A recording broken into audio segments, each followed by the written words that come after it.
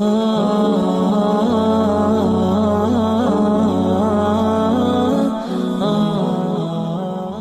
عليكم ورحمة الله وبركاته.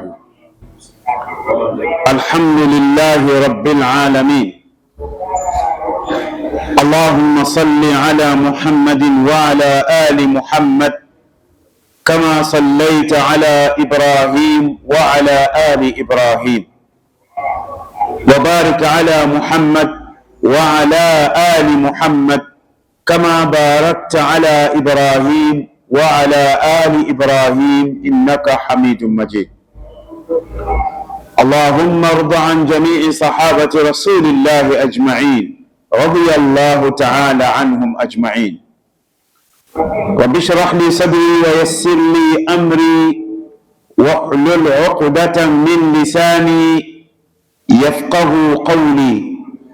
أعوذ بالله السميع العليم من الشيطان الرجيم min hamzihi wa nafthihi wa nafthihi. Ndugu zangu katika iman, katika msikiti wa Mwenye Mkuu, jioni hii ya tarehe 5 mwezi wa 5 2026, darasa letu endelevu ambapo tupo hapa. Allah aweke katika mizani ya uongozi wa msikiti wa Mwenye Mkuu kwa kuweka faida umma unapata, na wale waliopo jirani mwa msikiti wa Mwenye Mkuu tunapata taarifa zao kwamba wanafaidika na darasa. Jazakumullahu khairan, na waendelee kufaidika. Lakini na wale ambao wanaotufuatilia kupitia mitandao, leo tutakuwa na sahaba mwingine katika masahaba tusiowajua, lakini tuwasome. Utapata taarifa hii ama elimu hii kupitia Mirad TV pamoja na Ikhwan TV ambao nipo nao hapo live. Jana tulimsoma sahaba mmoja Oman ambaye tulimsoma jana, na tumeona katika hadithi ya Mtume sallallahu alaihi wasallam Mtume alivyoitaja Oman. Kwa ina maana Oman sio jina jipya. Rasulullah sallallahu alaihi wasallama mwenyewe kutoka katika kinywa chake kitukufu aliitamka Oman alipomtuma moja ya masahaba kwenda kufanya kazi ya dawa katika moja ya miji mingine isiyokuwa Oman. Ile maana alipokwenda katika ule mji, kama ilivyo katika Sahih Muslim, katika min ahya al-Arab, katika moja ya miji katika miji ambayo ni Waarabu walikuwa wanaishi pale, alipofika kule akawalingania, fadharabuhu, wakampiga yule sahaba, wasabbuhu, na wakamtukana, au wasabbuhu, wakamtukana. Ile maana aliporudi kwa Rasulullah sallallahu alaihi wasallama kuleta mrejesho, akaambia, ya Rasulullah, kule uliponituma nikawafikishie neno la Allah na maneno yako, darabuni, wamenipiga, wasabuni, na wamenitukana. Mtume akawaambia, lau annaka ataita ahla Oman, kama ungelikuwa umekwenda Oman, umekwenda katika mji wa Oman, ma darabuka, wa Omani ni watu wema, wa Omani ni watu wema, wasingelithubutu kukupiga, wala sabuka, wala wasingekutukana. Kwa ina maana wema wa Oman unaelezwa kuanzia leo, tangu wakati wa Rasulullah sallallahu alayhi wasallam, kama vile Mtume alivyoitaja Yaman.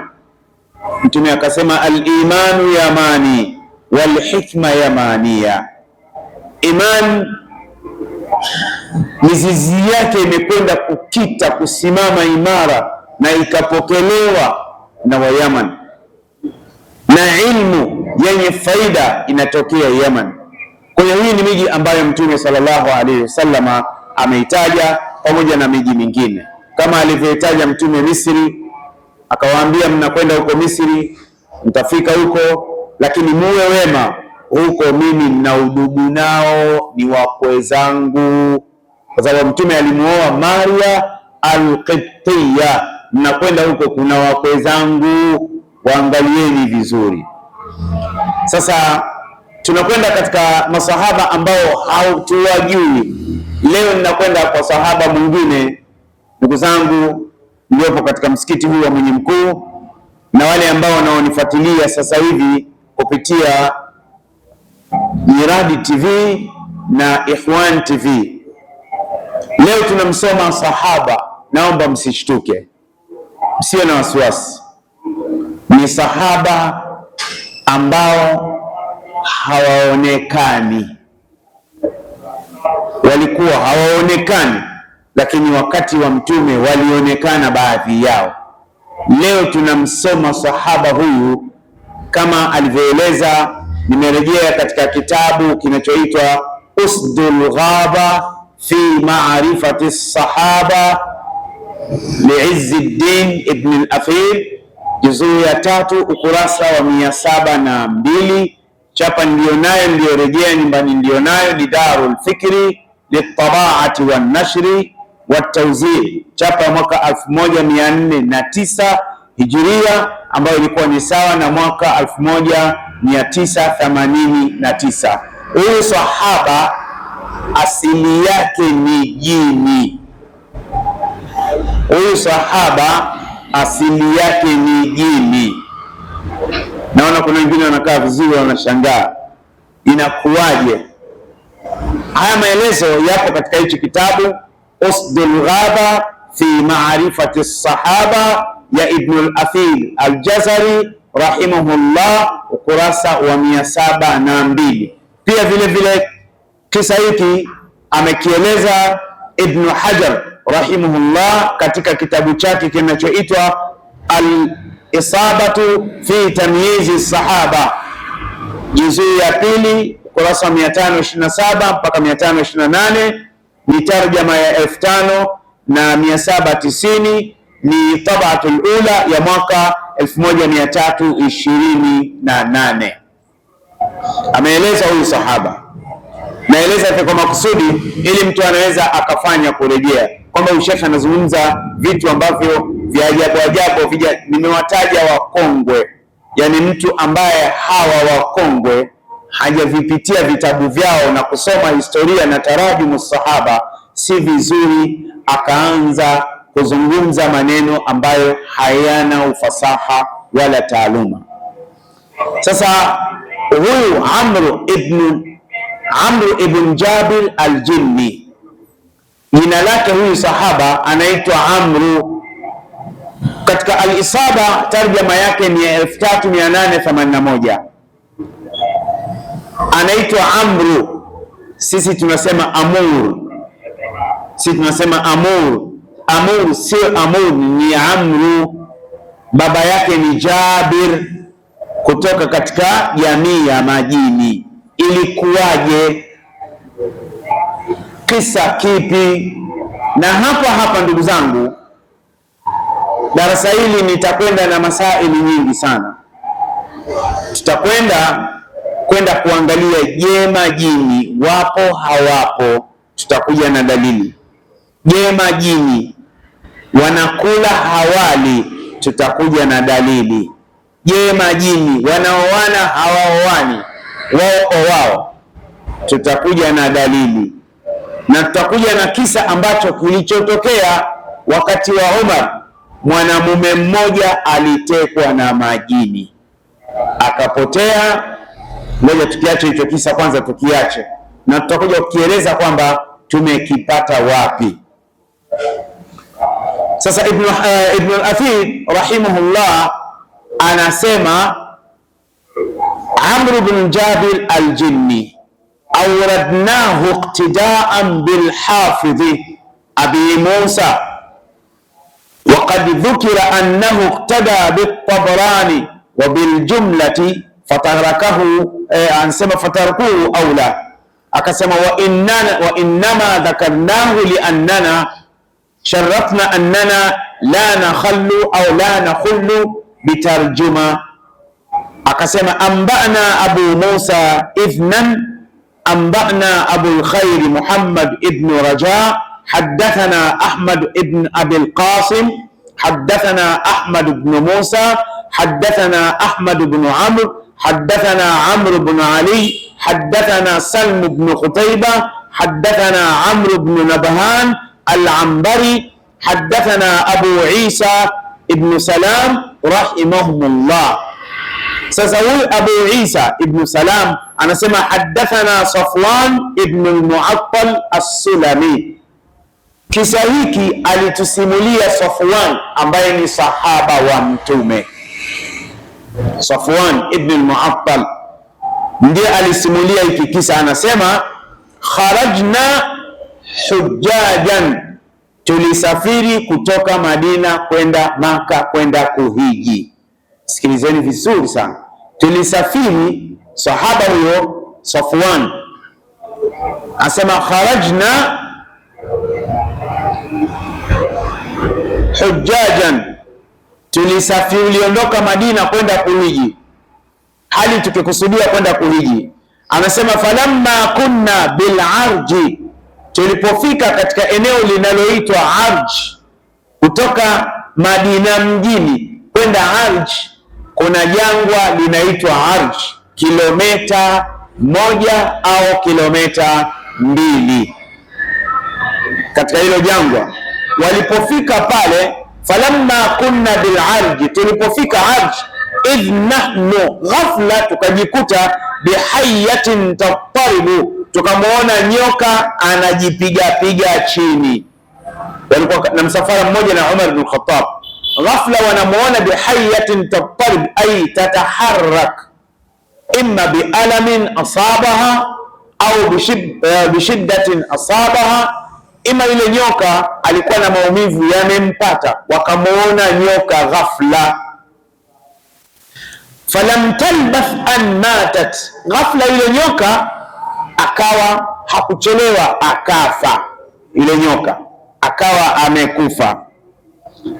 Alipokufa ile nyoka, fa akhraja laha rajulun minna khirqatan, mtu mmoja katika msafara wale masahaba akiwemo Umar alikuwa na kitambaa kama nguo, akatoa, falaffaha fiha, akamzingirisha ile nyoka katika kile kitambaa. Yani alimchukua ile nyoka, sawa, baada ya kuwa ameshakufa, akamchukua ile nyoka akamzingirisha katika kile kitambaa namna hii, akamzingirisha namna hii, sijui mnaniona, akamzingirisha namna hii, falaffaha, akamzingirisha au akamvisha mle ndani, thumma hafara laha fil ardi, kisha yule bwana akamchimbia shimo yule nyoka akamzika. Alipomzika pale, anasema Safwan, thumma qadimna makkata, kisha tukaenda zetu mpaka tukaingia Maka. Walikuwa wanakwenda kufanya umra wakati wa Umar bin Khattab radhiyallahu anhu, Rasulullah kishafariki sallallahu alaihi wasallam. Sasa wakati wameshafika Maka wanatufu, anasema fa inna la bil masjidil haram, wakati sisi tupo katika msikiti mtukufu wa Maka katika tawaf, idh waqafa alaina shakhsun, ghafla akasimama mbele yetu mtu, faqala, akawaambia, na Umar yupo pale, ayyukum sahibu Amr ibn Jabir, ni nani aliyemstiri huyo Amr mtoto wa Jabir? Ni nani aliyemstiri? Masahaba wakabaki wanaulizana tu pale, hawamjui. Wakaambia kulna ma naarifuhu, huyu Amr ibn Jabir si hatumjui. Sasa wale masahaba hawajajua kwamba huyu ni nani, na yule Amr ibn Jabir anaulizwa ni nani. Kulna, tukamwambia ma naarifuhu, hatumjui. Man huwa Amr nani? Qala, akauliza tena, ayyukum sahibul jan, ni nani aliyemzika jini? Hapo ndipo alipowashtua, nani aliyemzika jini? Qalu hadha, wakasema huyu bwana ndio amemzika. Ikabidi wamvishe mzigo yule bwana. Huyu maana yake ni kwamba kama kamzika jini sisi hatumo, huyu ndio amemzika huyu. Qala, Yule maana aliyeuliza kwamba aliyemzika huyu ni nani, akamwambia yule maana ambaye alimzingirisha katika kile kitambaa yule jini, akamwambia jazakallahu khaira, Allah akulipe kheri. Jini na hajajitambulisha kwamba yeye ni jini, akamwambia jazakallahu khaira, Allah akulipe kheri. Amma innahu, ama huyu jamaa ninayemuulizia, kana akhira 9 mautan, huyu ndio katika wale masahaba wa majini 9, yani ndio sahaba wa mwisho kufa katika masahaba 9, alladhina atau rasulallah, ambao walimfuata mtume, yastami'una alqur'ana, kwenda kuisikiliza Qur'an. Qul uhiya ilayya annahu istama'a nafarun min aljinn faqalu inna sami'na qur'anan ajaba. Mtume mwenyewe hakujua, wakati anaisoma Qur'an hakujua kwamba majini wapo. Hivi nyewe mnajua kama hapa msikitini majini wapo? Hapa wapo.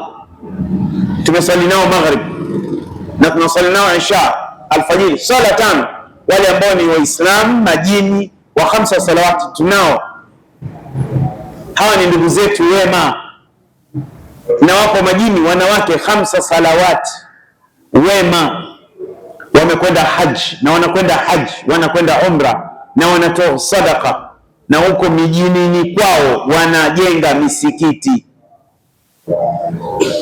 Akaambia huyu ndio innahu kana akhira 9, innahu kana akhira khabaru kana, yani kana Jabiru akhira 9 mautan lilladhina au alladhina atau rasulallah. Huyu aliyekufa huyu ndio sahaba wa majini 9 waliokuja kusikiliza Qur'ani kwa mtume. Huyu ndio wa mwisho. Haya, kitu gani kimemuua? Akasema kana baina hayyaini min aljinni, kulikuwa kuna ugomvi kati ya miji miwili ya majini. Majini wako kulikuwa kuna ugomvi kati ya majini, yani miji miwili kama vile Magomeni na Kariakoo, ile inaishi majini. Kulikuwa kuna bifu, kuna ugomvi, qitalun muslimina wa mushrikina, kulikuwa kuna majini Waislamu na majini washirikina, yani makafiri wamepigana. Faqutila, yeye kauawa. Allahu akbar. Tumeelewana vizuri ndugu zangu? Leo kesho umekwenda Maka, mwambie kiongozi wako kama atakuwa ameridhika, umekwenda Maka umra au haji. Mara nyingi mimi huwa nachukua jukumu hili kwa ile grupu ambazo ninakwenda nao, yale maeneo ya historia ambayo ninaweza kufika, huwa ninawafikisha. Kwa mfano safari hii grupu niliyokwenda nayo ya Al-Faris nimewafikisha, ambao tumerudi tarehe 10 mwezi wa 4, tuliondoka tarehe 30 mwezi wa 3. Nimewapeleka kwenye kisima ambacho mtume alipoingia Maka alioga kwanza, na kile kisima kipo chini ya usimamizi wa serikali na mambo ya utalii. Kisima kipo kinatembeleka, kipo wazi, lakini watu hawapajui. Lakini mpaka ukamatwe mkono upelekwe hapa, mimi nitakukamata mkono au nifate tu, sawa? Unga tena wewe unakuwa chawa wangu, mimi nakuongoza na kupeleka, sawa? Safari nimewapeleka mpaka pale, tukwenda jioni pale, nikamwambia jamani, hapa ndipo mtume alipooga. Maanake kutoka pale kwenda msikiti wa Maka ni kama kutoka hapa msikitini na kwenda katika msikiti hapa kwa Sheikh Walid hafidhahullah min kulli sharrin wa hasid, hapa umbali wake. Sasa mtume alipofika hapa akaoga, baada ya kuoga akasali rakaa 8 za duha na Ummu Hani anasema ndipo alimkuta anaoga, akawa amekwenda pale. Haya, sasa ukifika pale Maka, kuna msikiti unaitwa Masjidul Jinni, msikiti wa majini. Mara ya mwisho umefanyiwa ukarabati mwaka 1441 na Malik Fahad ibn Abdul Aziz rahimahullah. Ule msikiti umeitwa Masjidul Jinni, msikiti wa majini. Sio kwamba umejengwa na majini, hapana. Mtume anasema sallallahu alayhi wasallama, historia yake, jaani daiyun min aljinni, alinifuata katika mmoja ya waalishi katika majini, akamfuata Mtume sallallahu alayhi wasallam, akamwambia, tunakuomba uje utupe dawa, tusome Qur'an, tuisikie Qur'ani, kitabu cha Allah. Mtume akawaambia masahaba, jaani daiyun min aljinni, amekuja mwalishi katika majini, faman yusahibuni, nani atakaye nisindikiza twende huko kwa majini nikazungumze nao niwape dawa? Masahaba kwa mchezo. Akarudia tena, jamani, nimealikwa. Masahaba kimya. Akarudia mara ya tatu, akatokea sahaba mmoja, Abdullah ibn Mas'ud ibn Ghafil ibn Habib al-Hudhali radiyallahu anhu, amefariki mwaka wa 32 Hijria. Akasema, ana ya Rasulullah, mimi ndio nitakaye kusindikiza. Wakaondoka pale Maka, msikitini, mjini pale. Wameondoka pale, wakati huo ndio mjini, ndio senta ya Maka. Ile ndio ilikuwa senta na ndio ilikuwa katikati ya jiji la Maka. Maanake Mtume Muhammad sallallahu alayhi wasallam amezaliwa katikati ya jiji, mtoto wa mjini. Mitume wote wamezaliwa mjini, hakuna mtume amezaliwa shamba, wamezaliwa mjini na ndio maana mashekhe wote wanatoka mjini. Wale mashekhe wanatoka mjini, akiamua kwenda kukaa Mbagala huko mwenyewe kukaa si Gongo la Mboto, akienda kukaa huko, lakini chanzo anatokea hapa. Ukienda Mombasa utawakuta wale vigogo wenyewe pale. Ukienda Mombasa, Lamu, unakuta wale wenyewe magogo Al-Habib hafidhahumullah wa rahimahumullah, ambao bado wapo hai na wengine wamefariki, ni pale pale katikati ya Kienda Mombasa pale pale. Sasa Mtume akamwambia Abdullah bin Mas'ud, twende. Wakatembea hapa mpaka kwenda kama pale yanapooshewa magari baada ya barabara ya Kwadua, ama wakatembea mpaka pale kwenye hapa karibu na mizani ya siku hizi. Hapa kuna bandari kavu hapa, ambao zamani ilikuwa ni makao makuu ya Strabag. Walipofika pahala, yani hapa, na wale majini walikuwa wanamsubiri Mtume sallallahu alaihi wasallam kama hapo mwisho wa msikiti wa Mwenye Mkuu. Mtume akamwambia Abdullah ibn Mas'ud, akamwambia tulia hapo.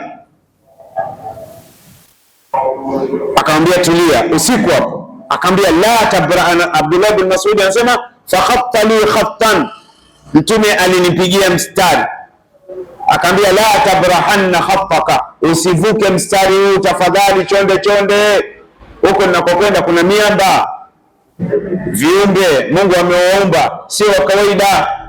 Abdullah bin Mas'ud akabakia pale. Sasa anasema faraaitu nirana wal hayawanat allati lam ushahiduha wat-tuyur, naona wanyama, ndege ambao sijapata kuwaona, na viumbe ambao alikuwa wengine anaona wamekwenda juu lakini miguu chini haioni, wanakuja pale. Basi akawa anamsikia Mtume anaongea, Mtume anaongea sallallahu alaihi wasallam, Mtume anaongea mpaka inakaribia alfajiri. Mtume akarudi akaambia, mazilta ala khatika, bado upo pale pale? Akaambia naam. Akaambia, kama ungelivuka mstari nisingelikuchukulia dhamana. Akaambia, je, wamesilimu? Akaambia, baadhi yao wamesilimu, wengine hawajasilimu, wameondoka, isipokuwa wameniuliza chakula chao ni nini na mambo ambayo ni halali haramu wameniuliza. Hii habari ya chakula chao ni nini itafuatia vipindi vitakavyofuatia inshallah. Sasa pale pahala masahaba wanapajua, serikali ya Saudia wamejenga msikiti mzuri, msikiti kidogo tu, lakini kipo chini ya serikali. Ule msikiti masaa 24 mnaswali mle ndani, ni full AC. Na msimu huu wa hija, kwa sababu ni njia ya kwenda, kuna baadhi ya mahoteli wanakaa sawa, wengine wanakaa mbali, kwa hiyo ni sehemu ya kupita pale. Friji, ukiingia mle ndani, friji zimejaa maji ya kunywa, maziwa mtindi, juisi yamewekwa mle ndani. Kuna watu wanataka pepo. Hiyo sio serikali, ni watu tu wanachukua kibali, kwa sababu ni misikiti ya serikali, wanachukua vibali katika maeneo ofisi husika, wanaleta vyakula pale, maji. Sasa ule ni msikiti unaitwa Masjidul Jinni. Ndugu zangu, nikwambieni kitu, huwezi kusali mara mbili ile msikiti kama hujaona tukio, ima likuhusu mwenyewe au limuhusu mtu akusimulie ama ulishuhudie. Nakumbuka katika moja ya safari zangu za kwenda haji na umra, nilikuwa nimekwenda umra na mahujaji, nimewapeleka maeneo ya historia. Baada ya asr tulipofika pale Masjidul Jinn, nikawaeleza historia. Kuna watu wengine wakifika pale wanaogopa kuingia mle ndani, mpaka wanaume. Shehe, mimi sina udhu bwana, mimi sijatawala bwana. Naambia jamani, acheni uoga, sio kwamba huna udhu unaogopa kuingia humu ndani. Akina mama, shekhe nyewe nendeni tu, mimi siingie humu ndani, kwa sababu akina mama pale wanaswali juu na akina baba tunaswalia chini. Sasa mwishoni, sasa siku ile nimekwenda mimi katika moja ya matukio ambayo nimepata kuyaona, nimetokea mwenyewe. Nimemkuta mzee anauza dawa za sunna, mzee mmoja wa Kiarabu, afu mweupe, mtu mzima sana, yani mtu mzima sana, yupo nje ya msikiti. Akamwambia, tayari ya wala njoo. Nikamsogelea pale, kwa sababu nilikuwa nimemaliza kufanya umra, nimenyoa nywele kipara. Akamwambia, ahni rasak, inamisha kichwa chako. Nikainamisha kichwa namna hii, akachukua mafuta akapaka kichwani kwangu, akamwambia, yalla ruh, haya ondoka. Basi ananiambia hivyo, yalla ruh, haya ondoka. Unajua Mwarabu akikwambia yalla idhhab, yalla idhhab, hajamtaja Mungu hapo, maana yake ni kwamba haya ondoka. Basi nikaondoka, lakini tumewahi kwenda na mtu mmoja, alikwenda na familia yake. Tumekwenda kusali pale, maanake baada ya kutoka kumsalimia mama mkubwa, mama Khadija radhiallahu anha, mke mtume wa kwanza, tukapita tukamsema, jamani, tusali zetu magharibi hapa hapa na Isha tusali hapa hapa. Sawa, basi tukaswali pale. Akina mama wamekwenda juu, akina baba sisi tunasalia chini. Basi yule bwana panakimiwa Isha, kad qamat salah, kad qamat salah. Kuliani kwake alikuwa kuna mtu mzima, yani babu hasa kibabu, na kushotoni kuna mtu mzima. Tumesali kama kawaida. Baada ya kusali anatoa salamu ya kwanza, salamu alaykum wa rahmatullah. Anamkuta kijana kama huyu, salamu alaykum wa rahmatullah. Kushotoni anamkuta kijana kama huyu. Wale mababu wote hao hapo wamekwenda wapi? Sasa watu na mama huko juu nao wakaja kusema, jamani, walikuwa wanasikia watu wanaongea lakini hawawaoni pale msikitini. Wakati wanasubiri swala, msikiti mzima upo kimya upande wa kina mama, lakini kuna wanawake wenzao wanaongea lakini hawawaoni.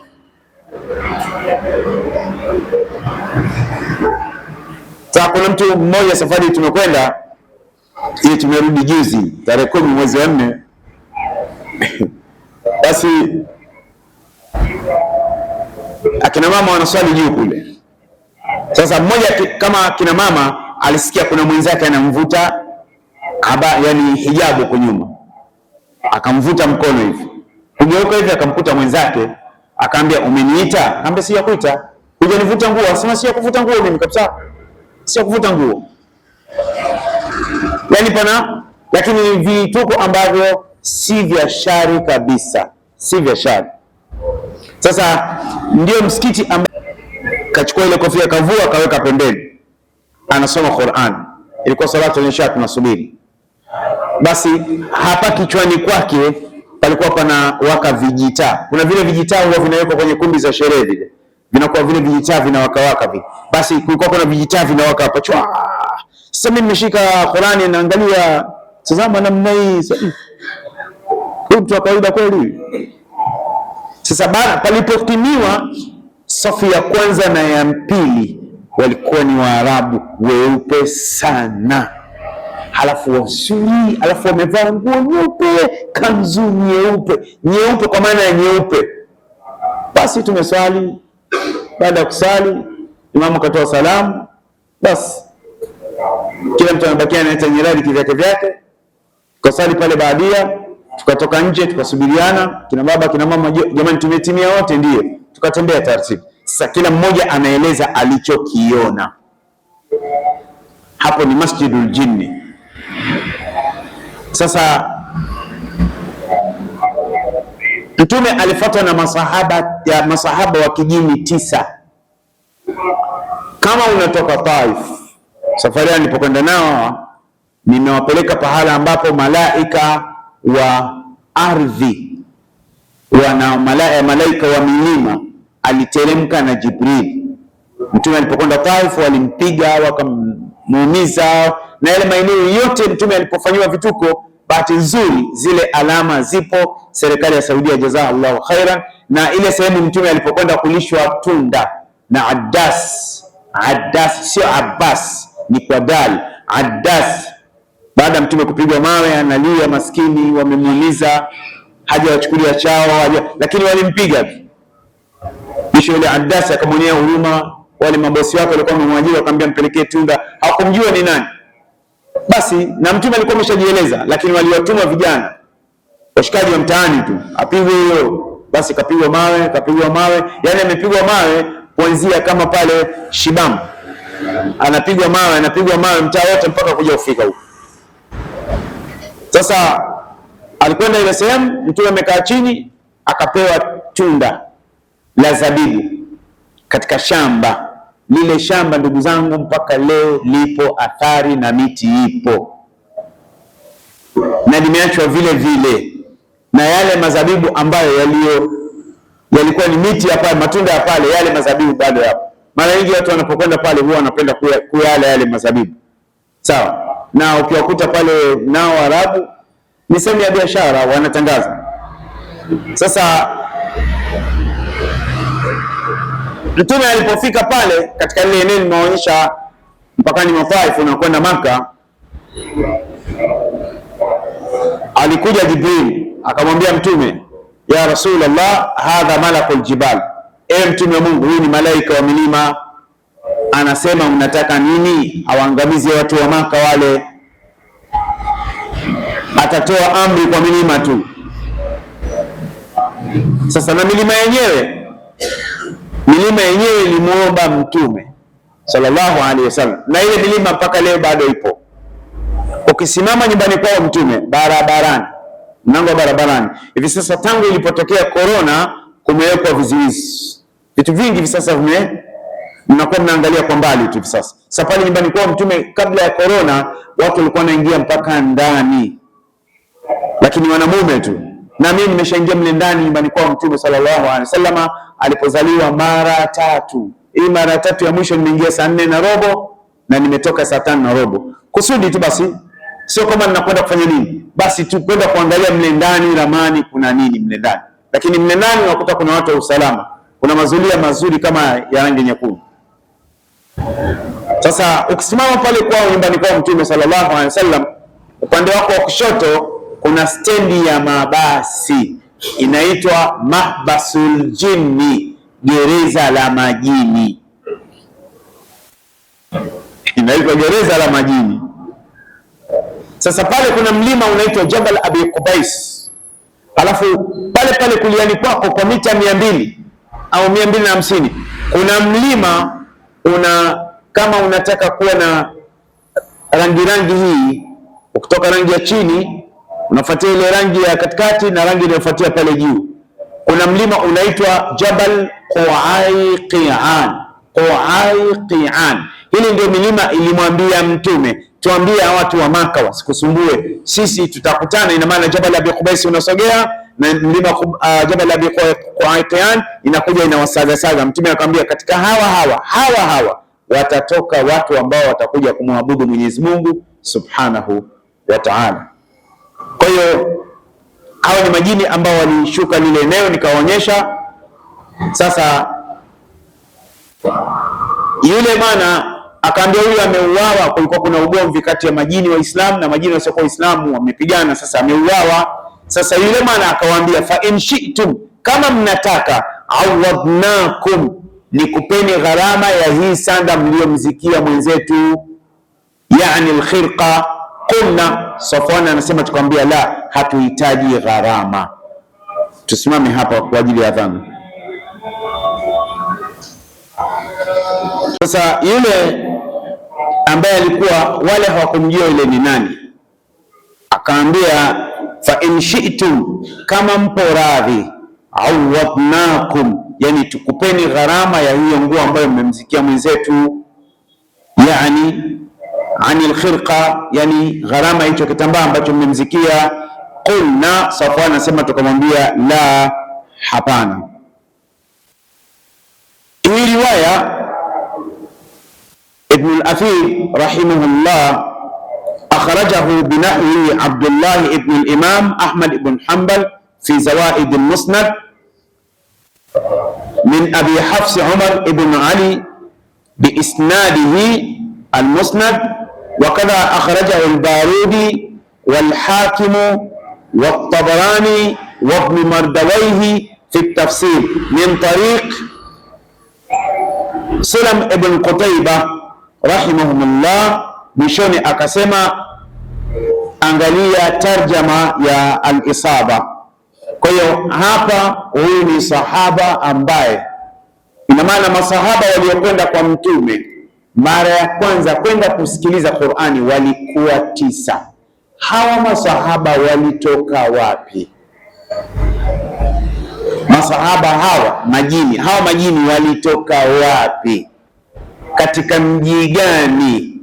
Insha Allah nifuatilie tena kwa uwezo wa Allah Jumatatu ijayo insha Allah, hapa Mwenye Mkuu, tukueleze masahaba hao wametoka wapi, wale majini walitoka wapi na walitumwa na nani, walitoka katika miji gani na walimkuta Mtume sehemu gani, na hatimaye wakawa wamemfuata kwenda kumwomba Mtume sallallahu alayhi wasallam.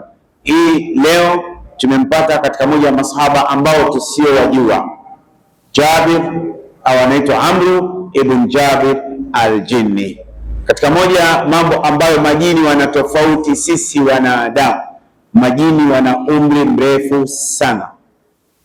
Allah anawapa umri mrefu. Kuna baadhi ya majini kwa sisi ni umri wa miaka 40, lakini ukimtazama yule jini, yani ni jini bado kijana, yani unamkuta jini ana miaka 2010 bado ukimtazama ni kijana. Sasa wanaishi umri mrefu sana, ndivyo Mwenyezi Mungu alivyowaumba, na wanaishi katika miji yao na wanatembea katika mambo yao. Katika moja ya visa ambavyo nimesimuliwa na mwanafunzi wangu mtu mzima katika darasa langu nyumbani, sasa tulisimama darasa lile tangu wakati wa Rajab, hatukusoma tena mpaka leo, sijafungua darasa, lakini nadhani inshallah khilala hadhihi al-ayyam yumkin naftah al-halaqa. Siku ya machache huenda tutaanza darasa. Siku moja tulikuwa tunasoma kisa hiki. Katika kusoma hiki kisa, mmoja katika wanafunzi wangu ni mtu mzima, yani kwa hapa msikitini simuoni, lakini huwa anakuja kwenye darasa langu, simtaji jina, mwenyewe atakapoiona hii video atajijua ni yeye na wanafunzi wangu darasani katika mahadi yangu inaita madrasa au mahad Imam Qurtubi rahimahullah. Ana mtoto wa ami yake ni mvuvi. Yule mtoto wa ami yake walikwenda kwenye mambo ya uvuvi pwani. Walipofika kule pwani, wamevua. Baada ya kuvua wamerudi, basi akatokea mtu mmoja akaambia, naomba mimi na mzigo wangu nipelekee nyumbani, lakini ni pwani. Akaambia sawa, wakakubaliana pesa. Akaambia pesa hapa sina, nitakwenda kuwapa nyumbani pale pale pwani, ni karibu. Sawa. Akaingia kwenye chombo. Hii amenisimulia mwanafunzi wangu, sasa kumtaja jina. Alipoingia wamekwenda, walipofika katikati ya bahari, yule bwana akaambia, mimi nimeshafika nyumbani, nataka nishushe mzigo. Unaona shughuli hiyo, katikati ya bahari, kama vile pale Msasani pale, mtu anakwambia bwana, mimi niache hapa, nishafika nyumbani. Si unaweza kukimbia? Utakimbia? Akaambia bwana, mimi nimefika. Akaambia bwana, kuna maji? Akaambia shusheni mzigo wangu hapa. Bwana, tushushaje mzigo kwenye maji? Ambia shusheni mzigo hapa. Bwana, akaambia mimi ndio mwenyeji wa hapa. Ukashusha ule mzigo. Baada ya kushusha ule mzigo, akaambia bwana, samahani, sijakupa hela yako, twende nyumbani ukachukue. Sasa wakawa wanaulizana nani aende. Wale watu wa kwenye mashua, nani aende. Akawa amekwenda huyo bwana ambaye ni mtoto wa ami yake huyo mwanafunzi wangu. Akaenda, walipofika kule amekwenda kukuta mijengo ya ajabu, majumba ya kifahari na barabara, watu wako mitaani. Alipofika akaambia nisubiri kwanza. Sasa wakati akaambia nisubiri, kaa hapo nje. Sasa wakati anasubiri pale aletee ile pesa, kuna dirisha lilikuwa wazi kama hivi. Akamwona binti mmoja mzuri sana, nywele ndefu zimekuja mpaka chini, anachana nywele. Sasa yule binti alipomuona kwamba yeye ananiangalia, akafunga kioo cha tinted, hakumuona tena. Kidogo akatoka yule bana, akamwambia ngoja nikupeleke, mimi ndiye mwenyeji wako. Akampeleka mpaka kwenye mashua. Wanamuona jamaa anatoka hajaloa kwenye maji, wakaondoka. Tumeelewana jamani? Hiyo imetokea. Kisa kingine nimesimuliwa na mwanafunzi wangu, yeye ni mdogo, pale Haramain. Kanisimulia kisa kilitokea maeneo ya Dar es Salaam, katika moja ya misikiti hapo Kariakoo. Kuna mtu ilikuwa kila Alhamis, ima Alhamis au Ijumaa, anakuja kuchukua mzigo wa milioni 1 mpaka milioni 2. Yule bwana akifika anambia bwana, nikusanyie mzigo. Anakusanya mzigo, alafu anamwachia habari, wiki ijayo anakuja kuchukua tena. Basi yule bwana akabadilika, ile pesa ikawa imeshaingia nyingi, maana ana uhakika kila Alhamis kuna milioni 2 cash. Haya, mwisho yule bwana akamwambia, huyu bwana kila siku anakuja kuchukua mzigo wa milioni 2, huyu ni nani? Yeye hakumuuliza wewe unatoka wapi. Yeye akishakusanya mzigo wake anaita maguta ya Kariakoo, anampelekea mpaka pale feri. Akifika feri anaambia ondoka zako. Yeye mwenyewe anajua namna ya kuingiza kwenye chombo na kwenda nyumbani kwake kwa ajili ya kuendelea na biashara. Sio, mnanielewa? Basi yule bwana akawa ameanza, huyu ni nani? Ndio maana anasema ukiyaona mambo usiingilie mambo ya watu. Ikabidi yule bana alipoondoka na Muta, kumbe yule bana anamfuata nyuma naye na bodaboda. Alipofika pwani akamwona mzigo umeshushwa na akamwona ule mzigo unaingizwa baharini wote, na yule bana kuingia baharini akaondoka, mzigo umeondoka wote. Akarudi. Aliporudi yule bana wiki ya pili kama kawaida yake akarudi, akamwambia bana nikusanyie mzigo. Akamkusanyia mzigo. Baada ya kumkusanyia anataka kuondoka, akaambia mbona wiki sio kawaida yako, wiki iliyopita umenifuatilia? Usifuatilie mambo ya watu, haya kuhusu. Yule bana hakurudi tena, hakuuza milioni 2, akarudi kwenye kuuza karanga. Anauza karanga. Sasa hao ni viumbe ambao tunaishi nao na tunakutana nao sana mitaani na hapa msikitini tunaswali nao. Kama nilivyokuambieni, wala msiwe na hofu, wapo humu ndani wanaswali, tutaswali nao waisha, lakini hawa ni wema, hawana tabu kabisa, ni ndugu zetu katika imani. Ndio maana Allah akasema katika Qur'an, wama khalaqtul jinna wal insa illa liya'budun, sikuwaumba majini na wanadamu ili wao wafanye watakao, isipokuwa ni kuniabudu mimi. Kwa hiyo majini wanamwabudu Allah na sisi Waislamu hatuwaabudu majini. Tumeelewana vizuri? Kwa hiyo na ndio maana katika Qur'ani kuna sura inaitwa Suratul Jinni inayoelezea kisa cha hawa majini ambao wao waliona ni nini, lakini Mungu akaja akamfichulia Mtume, ya Rasulullah, hawa majini kuna 1, 2, 3, inna sami'na Qur'anan ajaba, tumesikia Qur'ani kitabu cha ajabu. Lakini hii Qur'an yahdi ila rushdi, inamuongoza mtu kwenye njia sahihi. Fa amanna bihi, na sisi tumemwamini Mtume Muhammad sallallahu alaihi wasallam na tumeiamini Qur'an. Wala nushrika birabbina ahada, na hatutomshirikisha Mola wetu na chochote. Hao ni majini. Tunao kwenye masokoni, tunao barabarani, tunao kwenye madampo haya, sehemu za kuchinjia machinjioni, wapo wengi. Na wale wanaoishi katika sehemu ya machinjio ambapo kuna majini, wao ni sehemu ya machinjio, wale ni wakorofi kweli kweli, kama mwana wale. Ukipigwa kabali na wale umekwisha. Afu kuna hao walioko chooni, ni majini. Kule chooni kuna majini wanaitwa khubthi wal khabaith, kuna majini wa kike na wa kiume. Ndio maana Mtume ametufundisha, ukitaka kwenda chooni, kabla ya kuingia hapa unasema Allahumma inni a'udhu bika minal khubthi wal khabaithi, kisha unatanguliza mguu wa kushoto, unakwenda unafanya shughuli zako, unastanji. Ukimaliza ukitoka unasema ghufranaka, au riwaya nyingine ghufranaka alhamdulillah alladhi adhhaba anni al-adha wa afani. Bas, unakuwa umemaliza.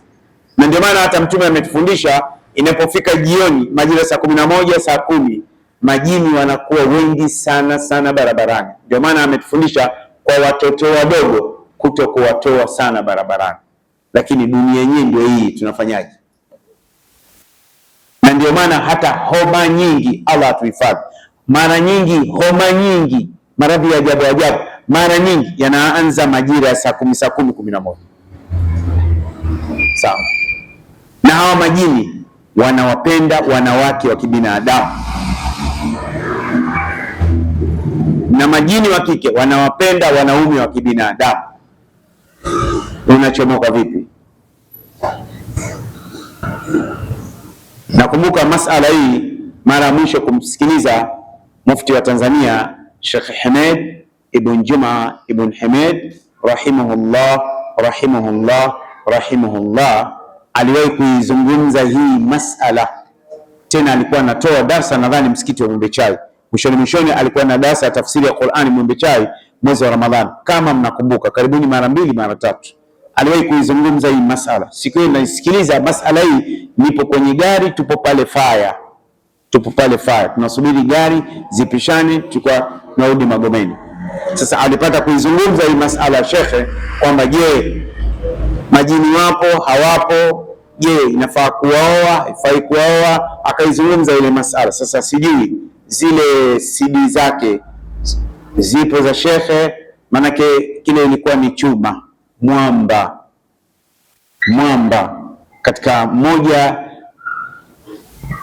miji ya Afrika Mashariki tulipoteza mwamba ni yule bwana mkubwa Sheikh Hamed bin Juma ibn Hamed rahimahullah. Nadhani kwa leo tuishie hapa, inshallah tutakuja kuonana tena wiki ijayo, inshallah tutakuja kuangalia, je, majini ni nani? Kwa nini wameitwa majini? Je, wanakula hawali? Na kama wanakula, wanakula nini? Na kama wanakunywa, wanakunywa nini? Majini wanaishi wapi? Tutakuja kuangalia hapo inshallah. Na je, majini wanakufa hawafi? Maana kuna mtu mmoja katika moja ya darasa zangu naendesha misikitini aliwahi kuuliza, akamwambia shekhe, majini wanakufa hawafi? Nikamwambia majini wanakufa kama sisi wanadamu. Makaburi yako wapi? Nikamwambia wewe sema hapo hapo ulipo, sema majini wewe nataka nje nshiriki katika mazishi yenu. Akamwambia itakuwaje? Sasa nataka kujua anazikana wapi. Wewe unafuatilia mambo mpaka kuna mambo mengine ukiyafuatilia inakuwa hatari. Kwa hiyo ni faida ambayo tulitaka kuitoa leo. Allah aweke katika mizani ya uongozi wa msikiti wa Mwenye Mkuu, na aendelee inshallah na hii, kwa sababu ni kheri kubwa sana. Darasa hili linafika mbali sana. Mwenyezi Mungu aweke katika mizani yao wale waliotangulia na wale walioko hai, Allah awape afya njema. Waliotangulia Allah aweke katika neema ya makaburi, wapumzike, kwa sababu wenyewe waliofanya khairati hizi wanaona huko waliko, wanaona na wanatamani warudi waongeze. Haiwezekani. Wanatamani warudi, haiwezekani. Sasa mimi na wewe ambao bado tumepewa pumzi, tumepewa pumzi, afya, na hii neema tulionayo Tanzania ya amani, basi kila mmoja ajitahidi kufanya kheri kiasi awezacho. Tumeelewana jamani? Ajitahidi kufanya kheri kiasi awezacho, insha Allah. Subhanakallahumma wa bihamdika nashhadu an la ilaha illa anta nastaghfiruka wa natubu ilaik. Waarabu wana msemo, wanasema walil hadithi baqiya, mazungumzo yana akiba yake. Tutaonana inshallah wiki ijayo. Kama kuna maswali ahlan wa sahlan, hakuna maswali tusali. Manake watu wanakasirika, wanawachukia sana maimamu wakichelewesha kuswali. Yani kuna msikiti mmoja nimeambiwa, nasikia hawapendi imamu mwenye kusoma sura ndefu. Sasa huo msikiti ukiswalisha mpaka wala dhalin, maamuma anaitikia amin.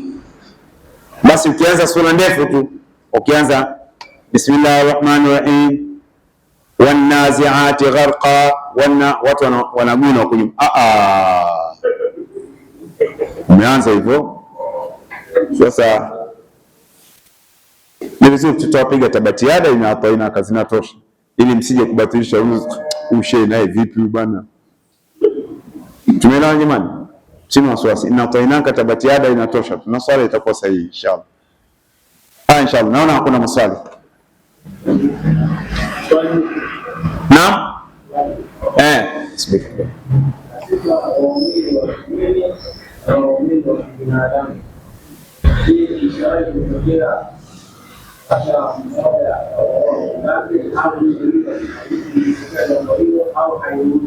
Katika waumini wa kibinadamu na waumini wa kijini, je, ishawahi kutokea mmoja akamuoa mwenzake, si ndio? Sawa, hilo swali lako tutalijibu inshallah wiki ijayo. Sawa, lakini ishawahi kutokea, wapo ambao waliooa lakini mzigo umemzidia akaacha. Sawa, lakini walioa na wakapata watoto. Sawa. Na nakumbuka mmoja katika mashaikh wenzangu katika mikoa ya Pwani aliwahi kuniambia mmoja katika baba zake alikuwa amemuoa jini.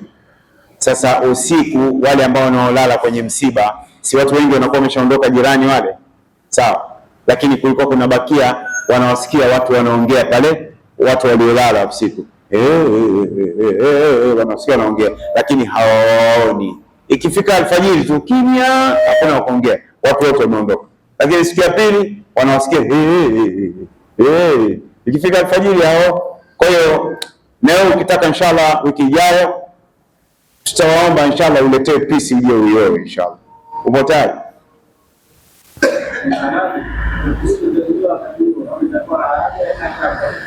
Halali wewe watu. Wapo tayari. Tukutafutie. Ngoja kwanza acha kwa tukutafutie. Haya bwana. Sheikh Makaka atajitahidi kutafuta mchango wa mahali. Inshallah. Ina ofa, yani inanyongeza, na dhambi ambayo mimi na wewe tukiifanya vile vile inanyongeza, na dhambi inakuwa ni mbaya sana katika mwezi huu, sana, na kheri utakayoifanya inakuwa ni nzuri sana. Kwa hiyo tujitahidi ndugu zangu, wale ambao tunaoweza kusoma Qur'an, tukithirishe kusoma Qur'an. Unaweza ukaweka mwenyewe uradi wako kwamba mwezi huu mimi Qur'ani niimalize mara ngapi. Leo ndio tutakuwa tuna tarehe ngapi leo? Na tuna tarehe 5. Leo tuna tarehe 17. Kwa hiyo mwezi umebakiwa na siku chache, lakini tunakwenda katika mwezi wa mfungo 3. Kwa hiyo tujitahidi ndugu zangu kufanya khairati, tutoe sadaqat, tutoe mambo mema, tujitahidi tuangalie namna gani tunaweza tukafanya kheri sana. Tusisubiri mpaka fulani, hapana. Wewe mwenyewe fanya unachoweza. Mtume sallallahu alaihi wasallam anasema tende, kipande cha tende kinamuondoa mtu na adhabu ya moto.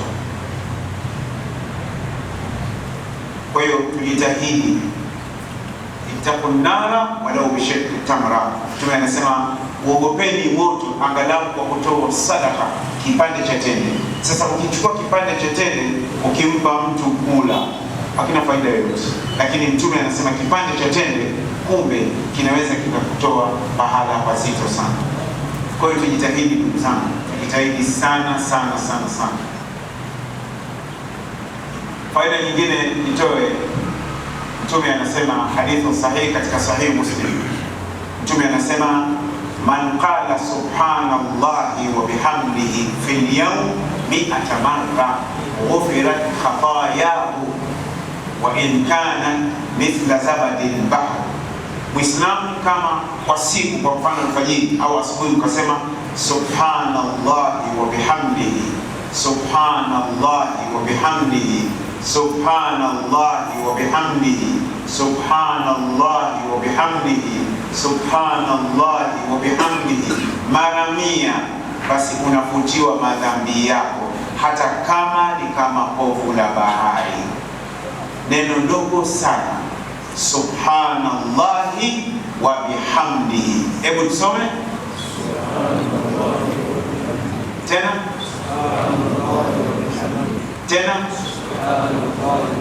mara 100 kila siku. Allah anakufutia madhambi hata kama ni kama povu la bahari, lakini madhambi yanayofutwa ni yale kati yako wewe na Mungu. Lakini yale ambayo umemkosea mtu, umemchukulia mtu simu yake, umemchukulia mtu hela yake, umemkaba mtu,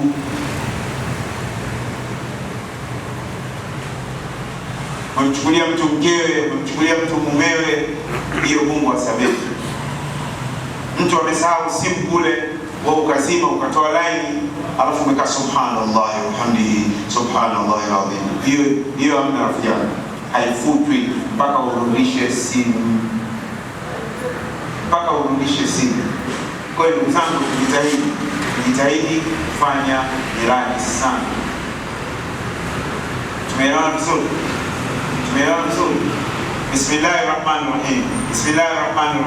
Bismillahirrahmanirrahim. Hebu tusome tena. Bismillahirrahmanirrahim ina herufi 19. Bismillahirrahmanirrahim ina herufi 19 na walinzi wa moto wapo 19. Qur'an inasema katika sura Al-Muddathir alaiha 19. Kwa hiyo kama una shida yako, una dhiki zako, usifanye mara moja tu. Inawezekana ukafanya mara moja hapo kwa Mungu akakujibu. Inawezekana ukafanya hivi hapo kwa Mungu akakujibu. Basi fanya bismillah mara 786. Bismillahirrahmanirrahim mara 786 wakati wowote. Na kama utaamka usiku ukasali raka 2 za haja, kisha ukapiga kilinge pale nyumbani kwako, Bismillahirrahmanirrahim, kisha ukamsalia Mtume sallallahu alaihi wasallam, kisha unataja shida zako. Tumeelewana jamani? Allah ameshasema ud'uni astajib lakum, niombeni nitakujibuni. Mimi kwa mfano kila siku nakuja kwa bwana, nampiga mzinga, bwana naomba huko. Kesho bwana samahani, naomba umsamehe. Bwana mwisho sasa bwana imani 3 kusamehe kupiga Mungu 3. Bwana mmoja jamaa kile kukutana naye lazima yule kukutana naye tu ananiomba leo. Lakini kwa Mwenyezi Mungu wala Mungu kila unapomuomba ndivyo anavyoona fahari. Sasa kuna wakati unaweza ukaomba hapo na kuna wakati unaomba upewi. Tumeelewana jamani? Juzi natoka kuswali, natoka kutawadha pale mwenyewe. Nimeshatawala, nataka niingie pale mlangoni, kwenye mlango mdogo kuingia msikitini. Nimekutana na mtu mmoja akamwambia, Sheikh Usalanya, asalamu alaykum, jazakallahu khair. Nikamwambia asante sana. Nikamwambia kwa nini? Akamwambia Sheikh, kuna uradi ulitoa, wallahi mpaka leo mambo yangu yamekunjuka sana. Nikamwambia basi kula nao sahani moja. Sasa hizi nyirani ndugu zangu usizisahau. Bismillahirrahmanirrahim mara 786. Ukimaliza mswalie Mtume, piga vitu mpaka unasikia raha, utamu kama vile wa halwa ya githeri, kama vile unatafuna halwa ya githeri. Bismillahirrahmanirrahim mpaka unaona kama unakula halwa ya githeri na korosho. Tumeelewana jamani? Mmenielewa? Na kupeni kilingi hicho, mmenielewa? Halafu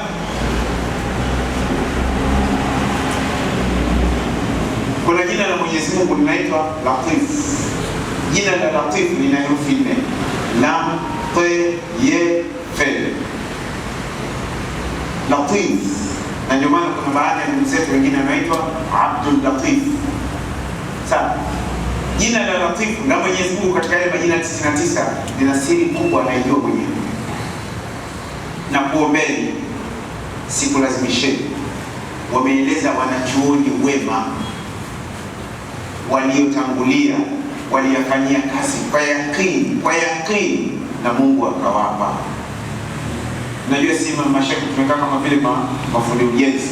Fundi ujenzi anajenga nyumba bomba, wewe unaona hizi tiles alijenga. Si fundi ujenzi hajatoka Marekani wala Arabu. Sawa, yupo hapa. Sasa nenda kaangalia huko anapopanga huko Vingunguti nyumbani. So fundi unakaa hapo, sasa mimi nakaa hapa mzee wangu. Lakini sasa huyo mpe vifaa anakuja kutengenezea nyumba. Sema bana ufundi bana nitafutie. Basi ndivyo tulivyo kama mashaikh. ndio tuko mashairi. Yaani kama vile mimi kazi yangu bana nipe vifaa. Mwenyewe sasa jina la Latif lina hisabu mbili. Kuna moja ni dozi ya kawaida ya kila siku, lakini kuna nyingine, hiyo ndiyo dozi konki. Unaweza ukalitaja jina la Mwenyezi Mungu kila baada salatu kufanya nyiradi zako, unataja ya Latif, ya Latif mara 129. Umechukua hiyo ya Latif, ya Latif, ya Latif mara 129. Inakuchukua dakika ngapi? Unajua haizidi dakika 6. Tumeelewana vizuri? Ukimaliza mswalia Mtume, mwambie ya Rabbi, nakuomba kwa baraka jina lako Latif na kwa siri ya jina lako Latif, wewe ndio unayejua siri iliyomo, ya Rabbi, na 1, 2, 3. Sio, umenielewa mimi? Lakini kuna ile dozi kubwa hiyo, unaisoma Latif mara 16641. Balozi umechukua hiyo ya Latif mara 16641. Unapiga, umekaa katika ofisi ya kipeni pale kwenye halwa, unaipiga ya Latif 16641, 16641, 16641, 16641. Mmenielewa? Mmenielewa? Lakini hii 16641 upesi wake ni upi? Kama utakuwa na tasbihi sawa yenye kete 129, 129 mara 129 inakuja ngapi? Inakuja 16641. Fanya hivyo. Wapo waliofanya, wallahi wamenithibitishia wenyewe, wamenithibitishia wenyewe, na kuna wengine siwajui wako wapi, lakini Allah amewafungulia 16641. Kisha unamswalia Mtume, dua isiyokuwa na sala na Mtume sawa sawa na biriani bila nini. Hivi unaweza biriani na maharage vinakwenda? Labda kama Mnyamwezi au Msukuma au tumetoka Kigoma kama mimi Mungu. Bwana, leti maharage, hata hiyo maharage itakuwa na biriani bana, hata ushaka. Biriani ya hiyo maharage. Sawa. Biriani ina viungo vyake. Au kama vile unakula mandi alafu unachanganya na kunde, inakuwaje? Kwa hiyo nimetoa mfano. Kwa hiyo dua bila salatu ala nabi haiendi. Salatu ala nabi peke yake ni dua. Sahaba mmoja alimwambia, namaliza, sahaba mmoja alimwambia Rasulullah, mimi napenda nikuswalie sana. Nikuswalie mara ngapi? Mtume akamwambia unavyotaka. Theluthi 2 akamwambia unavyotaka. Theluthi 3 akamwambia unavyotaka. Akamwambia je, kila siku unavyotaka? Ile maana akamwambia Mtume, basi maisha yangu yote kila siku mimi nitakuswalia wewe Mtume. Ni hadithi sahihi, nitakuswalia wewe Mtume sallallahu alaihi wasallam. Mtume akamwambia utafutiwa madhambi yako na Allah atakuondolea mazito yako. Tuko wapi? Kila kitu tunacho, lakini vipi? Wewe ukisema unije kwangu mimi nitakupea sawa, niletee kichwa cha bata na nyanya robo kilo na nazi, niletee na mafuta, ulete na mkaa na mchele kilo 2, nyinyi mnakula sijali, alafu mnapiga na kama 3 hivi. Naishi mjini na kodi inalipa tangapi? Sawa. Mungu ameshasema kundooni, niombeni nitakujibuni. Kwa hiyo kama kuna muda wateja hawajaja wakuzunguka nao mapipa, sawa, upo kwenye kilindi kijiweni kule, hawajaja kuja kuulizia nyumba kiasi gani mapipa, piga hiyo. Si umeelewa vizuri? Yaani unaona nazungumza kama vile kama utani, lakini nitakuja kuniambia, lakini wallahi nimeshaambiwa na watu wengi walichukua kupitia hii mitandao, wana mambo yao yanakwenda vizuri. Mimi wajibu wangu ni kufanya tu na kusema, sitaki kuwa mchoyo. Kama wewe unakiona akikufai, basi kuna mwenzako kinafanya nini? Anafaa. Bosi unasema hii kanzu bana nimechoka na karibuni mwaka mzima navaa. Hii kanzu unaifua ukiipeleka mkoani, mtu akivaa anaona kama vile ametoka Maka. Kumbe kanzu shavaliwa sana mambo ya mapiko. Tumeelewana vizuri. Kwa hiyo mnielewa. Bismillahirrahmanirrahim. Mara 780 ngapi? 80 ngapi? 86. Sawa.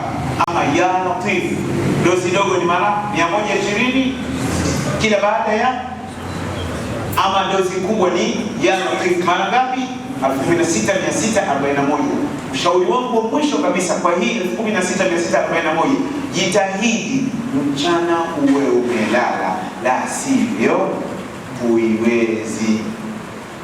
Kwa uchache ni masaa 4-5.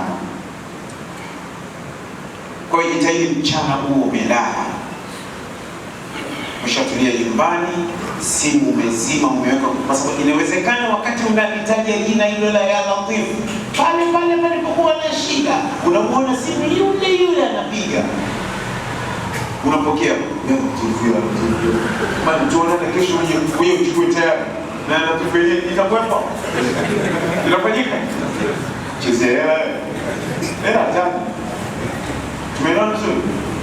Mtu mmoja alikwenda kwa Abu Hanifa rahimahullah, akamwambia Imam, nimepoteza pesa zangu, sijui nimeziweka wapi. Akamwambia kupoteza pesa? Akamwambia sikumbuki nimeziweka, ni pesa nyingi sana. Sasa Abu Hanifa alikuwa anakwenda na akili ya watu, akamwambia ukifika nyumbani nenda kaswali rakaa 40.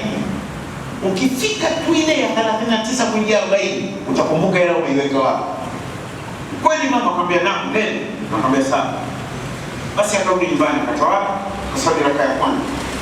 Rakaa 40 sifanye mchezo. Ikiwa tarawih tu 20, pamoja na kwamba imamu anatupigia tabatiada inafainaka, zinatuchosha. Je, ikifika rakaa 10 tu watu msikitini wanapotea. Basi imani akaswali rakaa ya kwanza. Akaswali rakaa ya pili. Alipofika kwenye tahiyatu akakumbuka kaziweka wapi. Akaacha kuswali. Akarudi kwa imamu. Akamwambia imamu, jazakallahu khair. Abu Hanifa rahimahullah amesema mwaka 80 Hijiria, amefariki mwaka 150. Akamwambia umemaliza zile rakaa? Akamwambia naam, nimeipata alhamdulillah. Akamwambia sikuombi hela, naomba zile rakaa 40 swali zote. Akamwambia nilipofika ile ya pili kwenda ile ya pili toe salamu, hela nimekumbuka nimeiweka wapi. Abu Hanifa akamwambia hizo rakaa 40 ndio hazipo kwa Mtume, nijua tu kwamba wewe shida yako ni hela, sio kuswali. Nenda zako. Sawa. Tumeelewana jamani? Mmenielewa? Kwa hiyo dozi ndogo mara 129, dozi kubwa 16,000. Lakini hii ya 16,641 na kushauri kwa tafadhali, simu weka kwenye silent, na ikiwa hapana budi iweke kwenye flight mode, kwenye kile kijindege kile. Basi na mtu alianza saa 6 mpaka adhana ya pili ndio amefika ya 7,000, na aliomba ruhusa kama vile kumwomba imamu, mwambie makaka bwana na imamu wako Sheikh Juma au Sheikh Maita, naomba mruhusu, ni mtu anamjua. Mwambie haya na chuo kiko huko ndani, haya bwana, mpaka anakuja mtu kufungua mlango ya baada ya kumaliza. Akaniambia kabisa, Sheikh, nimefika adhana ya pili ndio nilipo 7,000. Nikamwambia rudia tena. Akarudia. Sasa ile alianza baada ya Isha. Akamwambia imamu, bwana naomba nitalala huko ndani. Baada ya watu wote wametoka, basi akabakia yeye na ya latif. Piga hiyo mwanangu mpaka inafika saa 9:30. Anasema ndio amemaliza, anamswalia Mtume. Anasema Sheikh Usagani, wallahi baada ya alfajiri tunapigiwa simu, nilipokuwa nimepeleka shida zangu nimekwenda na yule maana sasa sijui kwa, lakini nipo katika status kwa sitaki kumtaja tena. 16,640. Jana nilikuwa namuuliza moja katika wenzake ambapo anapatikana hivi sasa, lakini sawa, Mungu ameshasema niombeni na pia tena sisi ni mafundi ujenzi, si kama vile madalali wa majumba, angalia wanasema hii nyumba nzuri, bomba ipo mjini sana, safi sana, lakini yeye mwenyewe anakaa Kisele. Na ukifika kwenye nyumba yake, ukitaka kuingia tu kwanza unasema astaghfirullah, Mungu ni mzuri. Sawa, kwa hiyo sisi jamani, mmechukua madini mmechukua hivi. Haya, subhanakallahumma wa bihamdika, alhamdulillahi sallallahu ala rasulillah sallallahu alaihi wasallam, rabbana atina fid dunya hasana wa fil akhirati hasana wa qina adhaban nar, wa sallallahu wa sallama ala nabiyyina Muhammadin wa alihi wa sahbihi wasallam. Nimekupeni madini, kaifanyieni kazi. Sawa jamani, lakini sijakuombeni hela mnipe, hapana, kauka nayo mwenyewe na kuomba tafadhali.